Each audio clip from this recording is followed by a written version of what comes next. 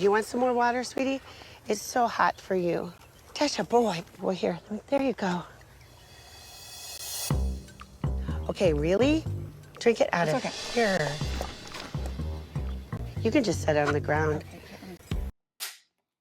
Hey guys, welcome back to my channel. It's your girl, the Brooke Ashley, and today we are here to discuss The Real Housewives of Orange County, Season 17, Episode 1. And before we begin, let me start off by saying that I really enjoyed this premiere episode. It was just enough. I'm definitely intrigued to find out what's going to happen next, especially between Tamra and Shannon, and also Tamra and Heather and Gina, and Miss Heather Dubrow. You know that you and I met and connected at BravoCon, and I told you, I said verbatim, girl, you need to watch out for Gina. I don't like the fact that you have become fast friends with her. I think that Gina is a user and a social climber. And we already see in this first episode that Miss Gina has gone MIA and you feel a bit burned, like, where's my new friend at? Like I said, sis, I told you. Miss Gina, I know you secretly watch me. It's gonna be a rough one. And you're gonna always get it again and again and again. Now, another quick side note. I know you guys have been asking for my Jersey recap. I filmed part 1. I didn't love it. I had missed a few details. You guys know I like to be thorough with my recaps.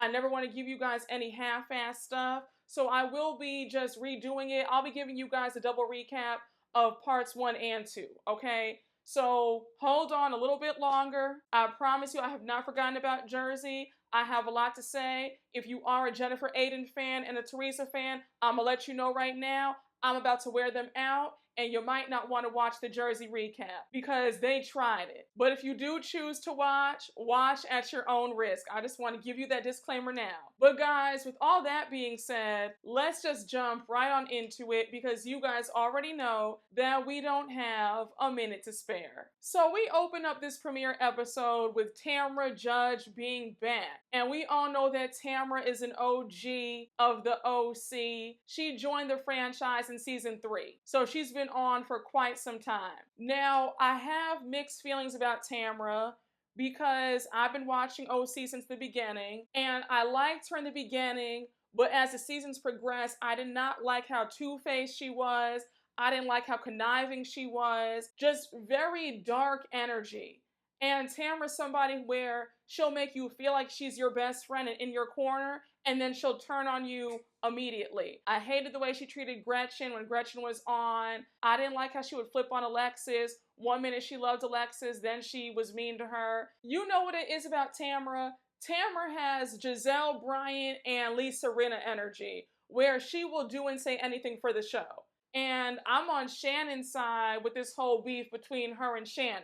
But anyhow, Miss Tamra's back. She says that when she left the show, she was fired. And the way she went out, she was crying in the bushes in the finale episode. And she said, I couldn't go out like that. So now we're back. But Tamra claims that she's back on the show with a new perspective. And now she's realizing that she does not have to call everybody out. I know that you're trying to be a bit nicer, but we know that's going to fall flat. You're going to go right back to the old Tamra from seasons past. So let's not even play this game. Tamra has not changed worth a damn. Now, one thing about Tamra, I have always loved her husband, Eddie. I think that he is so handsome, so level-headed, like he really evens her out. And he still looks the same. And he looks just like Mark Consuelo's, Kelly Ripa's husband. I don't know if it's just me, but they favor both very handsome men. But anyhow, we learned that things are good with her and Eddie, but she is a bit concerned because during the pandemic, their gym, Cut Fitness, took a hit and they have to close it down. She says that Cut Fitness was Eddie's baby. He put his heart and soul in that, and she's worried about how he's gonna feel now since he's pretty much forced into an early retirement. Now, let me just stop right here, right? Because when she first got with Eddie, if I remember correctly, wasn't Eddie a lawyer?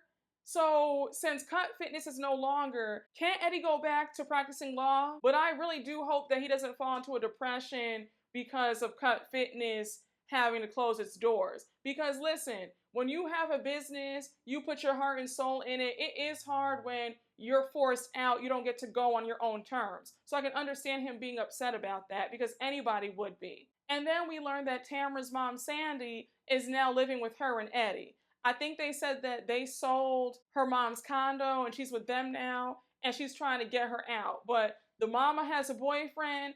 And was it just me, or did Tamra's mom look like she got that face refreshed? Because I remember in them earlier seasons, she looked old. She looked her age. But now it looks like that face is pulled tight. I said, let me find out Miss Sandy got some work done. Now we jump to Shannon and Emily hanging out. They're walking their dogs and they're just catching up with each other. Now, Emily, I know that it's a hot day in Southern California, but there is never any excuse to be that thirsty where you drink water out of your dog's bowl. I'm like, Emily, what's wrong with you? That was so gross. No.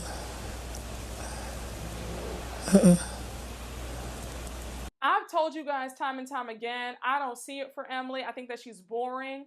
I think that she could have been off this show. Honestly, if it wasn't for her marital issues with Shane, she should have been off this show a long time ago, because she doesn't bring anything. And I'm always bored every time she opens her mouth. Her and Gina can go. So now you have Emily bringing up what Tamra's been saying about her in the blogs, and she's like, I don't want anybody saying anything bad about me. Then Shannon says, look, that's just how Tamra is. She always goes below the belt. It's just her nature. She's also said really bad things about me as well to the press, which I don't appreciate. And it hurts because we were best friends for 6 years. So we learned that the tension started between Shannon and Tamra when Tamra got fired from the show. Now, I'm not surprised to hear this, because several housewives have said that when they were fired from the show, they were so devastated that they couldn't talk to their former castmates because it hurt too bad. There's almost this jealousy and resentment that they were fired and now their friends are still on the show without them. So I'm not surprised to hear that their friendship collapsed. I don't really think that you can maintain healthy friendships in this atmosphere, because a lot of these women can only be friends when the cameras are on, and then if you get kicked off the show, if they leave the show, then they don't want to talk to you anymore. So like, their friendship is pretty much contingent on you guys both being on the show at the same time. When Shannon went on to say that her and Tamra have a history of going deep with each other, she's been there through so many milestones of Tamra's. When it comes to Tamra and friendship, I don't think that Tamra really values friendship. I think that, like I said before, she operates like Giselle Bryant or Elisa Rinna, where you might think that you're friends with them, but for them, it's just a show. And they don't really care about you like that. In the moment, they might love you and say, oh, girl, you're just so great. We have a good time together. But I think that at their core, they're really not capable of being good friends to anybody. It also reminds me a lot of Kenya and Sheree, where I feel like Kenya is a better friend to Sheree than Sheree is to Kenya. I think it's very one-sided. So I think that when maneuvering with people like Tamra, you need to always keep in mind, do not allow yourself to fall deeply and feel like it's a real friendship, because for Tamra, it's just a game, it's just for fun, it's just for TV. And I think that Shannon really gave her heart to a friend who wasn't really a friend to her. I think why Tamra and Vicky are able to still be real friends, because they have a very interesting dynamic. I think that Tamra kind of reveres Vicky, since Vicky is the OG. She was on since season 1. I think that there's like a respect thing there. I think that Vicky looks at Tamra as a little sister. It's like a big sister, little sister dynamic. So I think that's why they'll always be friends. But I think for everybody else, you need to just tread lightly when trying to approach a friendship with Tamra, because she will turn on you. Again, just my opinion. Tamra, I would love to have you on my channel and we can have a talk about what really happened between you and Shannon. But Shannon says that it's devastating because they were super close at one point and now they haven't talked in 2.5 years, and she's really hurt by it. But Shannon does say that she does want to have a sit down with Tamra and really get to the bottom of why their friendship dissolved. I was a bit confused when they kept showing those clips of Tamra in her confessional, and she was like, Shannon's a user, and I told the press the truth. That's what she is. And I'm thinking, Shannon is many things, but I don't look at Shannon as a user. If I were to say anybody was a user, I would say you, Gina, Emily, but I wouldn't say Shannon is a user. Just, again, my humble opinion. But I don't get user vibes from Miss Shannon Bedore. Now, this short scene with Emily taking her kids out to get something to eat, baby, the way her daughter had me screaming when she was imitating her when Emily was placing the order at the drive-thru. Her daughter has so much personality.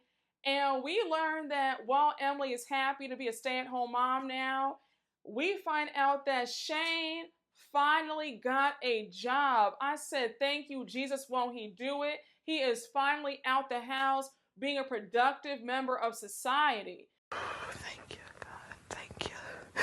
Thank you, Jesus. Thank you, Jesus. Because we all know that Shane comes from family money and he's never worked before. Now, before we jump into this next scene with Heather and Terry at home, I want to let you guys know something right now.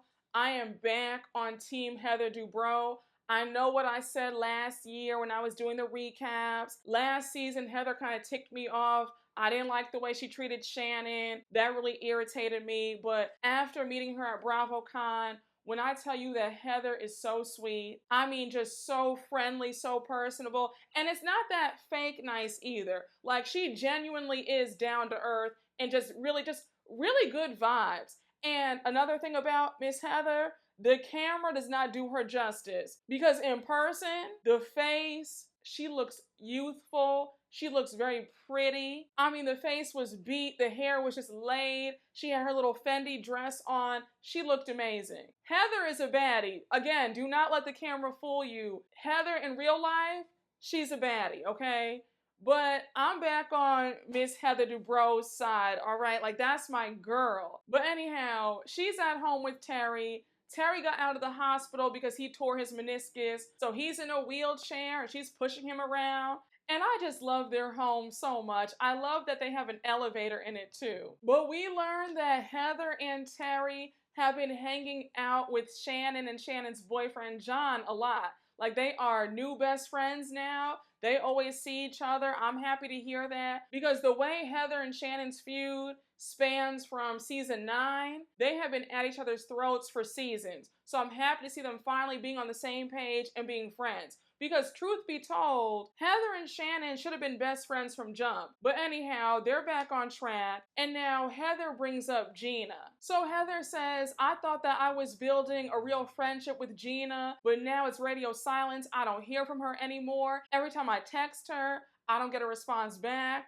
When I call her, I'm being sent to voicemail. She's MIA. Like, I don't know where she's at. Then Heather continues on by saying that every time she's reached out to Gina about hanging out, Gina will always cancel on her at the last minute. So Heather's like, look, if she's no longer invested in this friendship, just let me know that, because this one-sided friendship, it's not going to work for me. Then Heather adds that she feels a bit slighted because when she sees Gina on social media, Gina's out and about with everybody else except for her. Now, one thing about it, right? When it comes to me, I'm not chasing anybody romantically or platonically. I am very good at detachment. I release who and what releases me. I don't play that. Call it petty, call it cold, but I'm not the type to be running behind people and begging for them to hang out and begging for the friendship to work. I'm cool with it. Friendships come and go. There are different seasons for everybody. Everybody's not meant to be in your life forever. I am cool. So if I were Heather, it would be like, okay, you know what, Gina, I wish you well. Obviously, we're not close anymore. Our time came and went. And yeah, you know, best of luck to you. But I would not be out here reaching out multiple times trying to make something work when clearly the other person is over me. Like, that's just not me. And that's why I hate when people have that scarcity mindset when it comes to relationships. Like, there are so many people out there to be begging for a group of people or one person to act right and want to be around you. It's just a waste of time. So Terry offers up a new perspective and he's like, well, maybe Gina's not avoiding you, maybe she feels like you won't come to certain events if they're not fancy enough. Because remember, we are known as very, fancy people. We're wealthy. You did take her to New York on a G4. So maybe she feels like her events and her parties aren't going to measure up to yours. Now, I was laughing because later on in this episode, Terry was correct in his assessment because Gina did admit that she feels like her parties aren't fancy enough or elegant enough for Heather and Terry to attend. But that is such a cop-out and such a weak excuse, because if you're my friend, there should be no reason for you to feel like I will look down on your stuff. Especially because Heather knows your financial situation and she's taken a liking to you. Has she given you an inkling that she looks down on you? And another reason why I feel like sometimes you have to be careful in certain friendships where you have a lot more, because other people can have their insecurities and project them onto you. Whereas you're cool, you love your friend whether they have a lot or a little, and here they are thinking, oh, well, I can't invite her to this, or she thinks that she's better than me. It's all these insecurities, and you're like, where is this coming from? I love you, you're my friend, I don't care about what you have or what you don't have. I get the impression that Gina liked being around Heather because of what Heather had, but I think that really being around it all the time, I don't think that Gina's able to handle it. I think that Gina and her jealousy is showing. The fact that you even think that your friend will look down on you, that speaks volumes. It just is a testament to everybody can't handle when their friend is blessed. Now we jump to the next scene with Tamra and Eddie having a double date with her friend Jen and Jen's boyfriend Ryan. Now, we see later on in this episode that Jen is the newest housewife, and Jen is giving me Bronwyn vibes. I'm gonna just say it right now. I'm getting very much chaotic because Jen has 5 children. She still shares a house with her ex-husband, Will, who works for her family business in Oklahoma. Her family was angry at her when she got divorced from Will. It's a whole lot going on with Miss Jen. But we find out that Jen and Tamra met at Cut Fitness. She used to work out there all the time, and they became super close. Tamra and Eddie even trained Jen when Jen did a fitness competition and she won first place. But we learned that Jen owns a yoga studio and she wants to host an outdoor yoga retreat, and she wants Tamra to bring all the girls. So since they're on the topic of Jen's yoga studio, they start talking about Cut Fitness and how they have to close it. So Tamra says, I'm worried about Eddie because Cut Fitness was his baby, and I don't know what he's going to do now since they're going to be closing their doors. Again, wasn't Eddie a lawyer before? Can't he go back to a law firm and start working? Like, I hope he does something. I hope that he doesn't get bitter and upset that Tamra's out here reviving her reality career and he's, at home doing nothing. Now, I know that you guys are waiting with bated breath for me to get to this scene. We see Gina in the car, and she calls up Heather, and she's like, hey, Heather, what are you doing? Are you home? Because I'm in your neighborhood, and I wanted to drop off these gifts for your twins. Now, when she said, I'm just in your neighborhood, I said, girl, you are not just in Heather's neighborhood.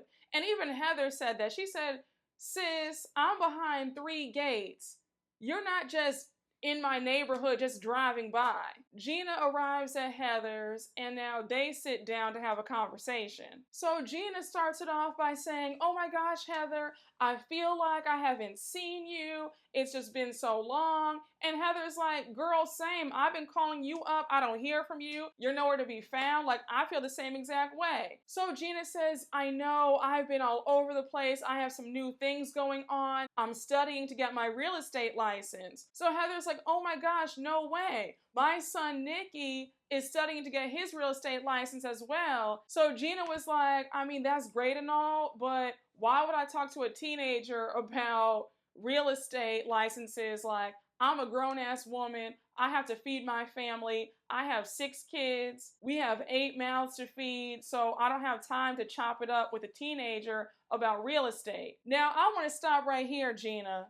Does Travis not have a job? Because why is it on you to be the breadwinner and bring home the bacon? Is he not working? Does Travis not have a job? Somebody enlighten me, because I just said, why is it on Gina to make all the money and pay all the bills? And I've had a good side eye for Travis for a long time, because I was already skeptical when she said that Travis and his kids moved into her townhouse. The man should be saying, no, babe, come and live with me, not a man moving in with a woman. That's already a red flag in my opinion. But I just said it's a hot mess. Her situation with Travis, Gina, you need to wake up. Travis, if you don't have a job, you need to be putting in some applications. Get on Indeed, get on LinkedIn, get on USA Jobs, but it should not be all on Gina to carry everybody on her back. So they're still making small talk. Heather's like, well, I'm happy to see you. It's just been way too long. And Gina's like, yeah, I know. This summer caught me by surprise, and I had to go to New York for 3 weeks. And Gina's going on and on and on with all these excuses about why she has not been in touch with Heather. Heather wasn't here for it. She said, well, that's well and good, sis, but you didn't send one text my way. I've invited you to multiple events. I invited you to all these things last year. I met your parents, you met my mom. I thought we were closer than that, and I feel like you disappeared. So of course, Gina just can't own up to things, and she's like, yeah, I know, I understand that. There were a lot of things happening with Travis. Travis didn't have his kids for a while, so he was sad about that, and I was sad about that, and then my kids were sad about that. And I said again, what's going on with Travis? Why did he have his kids for a chunk of time? What's that about? I said, Gina sure knows how to pick them, doesn't she? I love how Heather got the conversation back on track. She was like, it's obvious that Gina is avoiding the real conversation and she's using all these excuses, but I'm not here for it. Do you want to be in this friendship or not? So Heather brings up Gina's charity event that she hosted with Emily, and she's like, where was my invite? Did my invitation get lost in the mail? Why wasn't I there? All the things that I've invited you to, like, I felt a way about that, and rightfully so. Because if we're good friends, I'm going to feel a way if you're avoiding all my calls, not returning my texts, not coming to all my events. I flew you out on my G4, mind you, and you can't even invite me to your charity event? I thought we were good friends. So, of course, Gina's like, you know what it is, Heather? I just felt like it wasn't up to par to your standards. I felt like it wasn't fancy enough. And Heather's like, that's ridiculous. So Gina finally admits that she was wrong, and she's like, you know what, Heather, you're right. Going forward, I'm going to invite you to my events. And Heather's like, good. Like I said a few minutes ago, I think that Gina feels very insecure when she's around Heather, and I think that she's avoiding Heather now because she's jealous. I think that it's too much for her to be around somebody who has the wealth that Heather has. Because again, if we are good friends, you should not feel like I'm looking down on you because I have significantly more. But Gina and Heather hug it out. Gina says that she missed Heather in her castle, and now they go back inside. I just said, Heather, season 18, you need to be done with Gina. For real. Gina is up to no good. And Gina, when I see you at BravoCon this year, it's gonna be you and I. Now we flip to this next scene with Heather, Tamra, and Gina all meeting up to play pickleball. It seems like pickleball is the newest sport now. I want to play it. It looks fun, it looks cute, and I love the little paddles. It looks like an easier tennis. So Gina brings up Jen. She's like, oh yeah, I bumped into her the other day and she invited me to her outdoor yoga session. I want to go to that. And now we learn that Gina met Jen through Tamra, and she goes to Jen's yoga studio all the time. She says that Jen is cool, she's good vibes, but that she is very mysterious. There are a lot of things that people don't know about Jen. Now, like I said before, you can tell that Jen has some stuff with her, especially when we found out about her living situation, her and her ex-husband still sharing their house. she's got 5 kids, an 18-year-old, a 12-year-old, a 13-year-old, a 12-year-old, a 6-year-old. The boyfriend is there. I mean, yeah, you can tell that Jen got a lot going on, and I cannot wait to see how that unfolds. So since they're talking about Jen's yoga retreat, Heather says that she's going to be inviting Shannon. So already Tamra's uncomfortable because they've had their falling out and they haven't talked to each other in almost 3 years. So Tamra's going on and on about how Shannon has ghosted her. She's hurt because that was her great friend. And Heather's like, look, Tamra, I hear you, but give Shannon the benefit of the doubt. You know me and her history. If me and her can now be good friends, we hang out all the time. But if me and her can work things out, then surely you guys can work it out too. And I said, that's true because Heather and Shannon used to be sworn enemies. They could not stand each other. And the fact that they're great friends now is a testament. But Tamra was getting on my nerves when she was like, Shannon is self-centered. She only cares about herself. She's selfish. I was like, but Tamra, that's you. You're extremely self-centered and self-absorbed. And you're always quick to stab somebody in the back. So it's like the pot calling the kettle black with you calling somebody else self-centered. I'm like, girl, do you see yourself? Do you hear yourself? Because again, sis, that's you. But Heather does point out that Tamra obviously has a lot of love for Shannon because if she didn't, she wouldn't be so angry. And that's true because like the saying goes, the opposite of love isn't hate, it's indifference. And you need to be worried when somebody's indifferent about you because when they still hate you, there's still some love there because they're just hurt. But the minute somebody is cool off you and they're indifferent, they're neutral, that's when you need to be worried because there's no coming back from that. The person does not care about you. One thing about OC, they have always had, for the most part, the perfect mix of fun, silly shade, really great cast trip moments, and a nice healthy dose of drama. Like, it's really the perfect blend. And I think that these other franchises could take notes. So now we get to the final scene of the episode, and it's the day of Jen's outdoor yoga session, and all the ladies start arriving. Now, mind you, Heather and Shannon are late, and Heather's in the car like, look, Shannon, it's gonna be okay. Just have some fun. If you talk to Tamra, just be calm, just be cool. Like, just brace yourself because Tamra is going to be there. Now, I have to admit, it was a bit strange seeing Tamra being nervous about Shannon showing up. I was like, Tamra prided herself on being a badass, so to see her so like, oh my gosh, Shannon's gonna be here. Like, I'm fine. Like, I'm cool. And she was visibly anxious. I was like, this is not the Tamra that I'm used to. But now all the ladies are there. And before they start the session, they exchange pleasantries. We do see Tamra and Shannon hug. It's very awkward, very uncomfortable. You can cut the tension with a knife, but they are being pleasant with each other. So now when the session started, I could not stop laughing because one thing about Miss Shannon Storms Bedore, she is so clumsy. So she was struggling doing all the yoga poses. She kept falling down. Her knees were wobbling. Her hands were shaking. I was like, Shannon is too much. Shannon is always so like, that very nervous energy, but it does make for good TV. I think that's why I love Shannon because she's funny without even trying. Like, it's effortless. Now, during one part of the session, they have to break out in pairs and just look at each other in the eyes and say really affirming words to each other. Emily and Tamra are paired up with each other. Now, remember, there's been friction between both of them. So Emily addresses it. She's like, Tamra, you're a good person underneath. You having a hard exterior. You've been through a lot. Tamra acknowledges that. And now she apologizes to Emily for any nasty thing that she said about her in the past.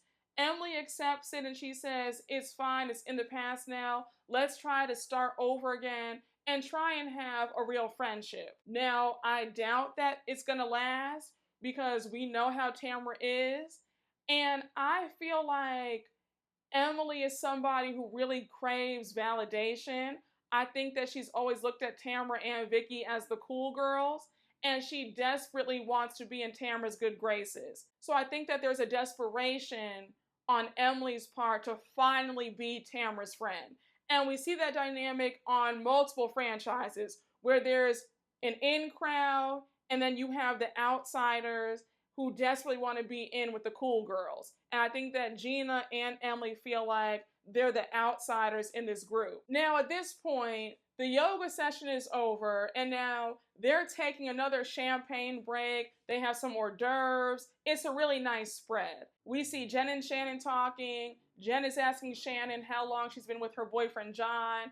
And Shannon says, it's been 3 years now. When it comes to marriage, I don't know about all that. I just know that we're having a great time right now. And I had a very bitter divorce with my ex-husband. We all remember that David put Shannon through hell. Now, Miss Shannon, you have some explaining to do, because I saw on your Instagram a few days ago that you had seen David and you guys took a picture together. You're all smiles. I said, what's going on? And we know that after they finished wrapping this season, Shannon's boyfriend, John, dumped her. So I'm like, Shannon, I know that you might be lonely. I know that you might be heartbroken, but don't you dare go back to David, because I see that David is now divorcing his new wife. A mess. So we learn more about Jen. Jen shares with Emily and Shannon. She got married to her ex-husband, Will, when she was 25. And mind you, Will was from California and Jen is from Oklahoma. So when they met, she was like, yes, please sign me up. Get me out of Oklahoma. I'm ready to go. Oh! Shout out to everybody. I had fun. I gotta be good. But we find out more that Will still lives in Oklahoma and he is still in charge of her family business. Now, that whole thing to me is just so weird. What exactly is her family's business? I just feel like if I were married and I got divorced, I could not see my family siding with my ex-spouse and allowing him to still run the family business. Like, he would have to get up out of there and find another job. There's just no way that my family would side with my ex over me. It's clear that there was a lot of drama when they got divorced, because Jen reveals that things got so bad that her family was flying out to Orange County to get her to get back together with her ex-husband. And there were times where she felt like she just might as well throw in the towel and just get back with him because it was so bad. Then she adds that her dad got in her face, yelling at her and screaming at her, and he was really upset with her for divorcing Will. Now, Miss Jen, you signed up to be on reality TV. I need to know more about this divorce and what really happened. Because why on earth is your family just so enamored by your ex-husband that your entire family is out here harassing you because you want to divorce him? Like, I need the details. So Emily jumps in and she says, you know what, Jen, you're doing a great job. And I love to see a woman put herself first. If that's what you felt like you needed to do, then that's great. So now we know that Emily's messy. Emily says, Jen seems really nice. She seems really cool. But the word on the curb is that the reason why they got divorced is because Jen cheated on her ex-husband. Now, Jen, I hope that we find out more about this. Is this true? Did you cheat? Is that why your family is mad at you? Because what? Did Will leave you after you cheated on him, allegedly? Like I said, there are some missing pieces.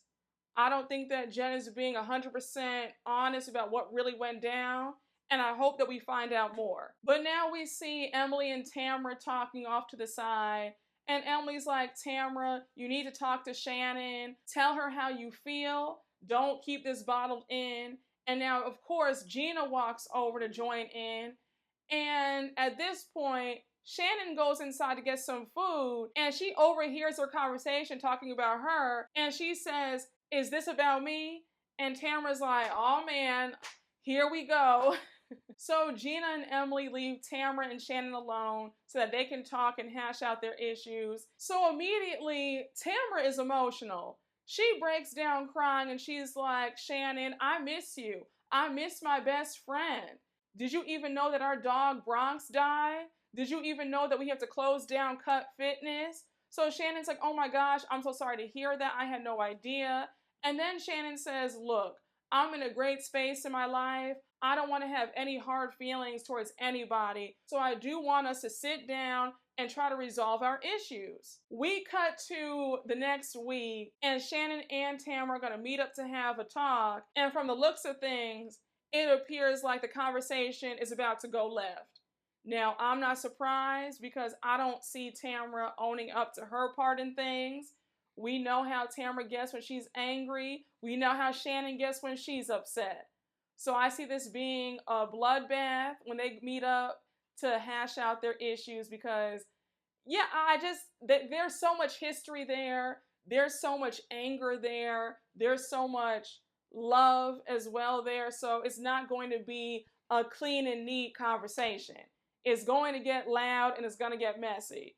But y'all, that is where the premiere episode ends. And I have to say, I thoroughly enjoyed this. I think that we are in for an entertaining season of OC. It's going to be the right amount of drama, but the right amount of fun and the right amount of laughs. Like, it's not going to be too heavy like these other franchises. So I'm excited. Gina, I have my eye on you and the way I'm not letting up for the rest of this season. I want you to be prepared, okay? Because I'm not going easy on you. That's never going to happen.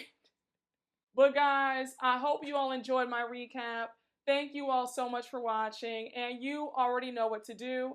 Please make sure to like, comment, and subscribe, and I will see you all later. Bye.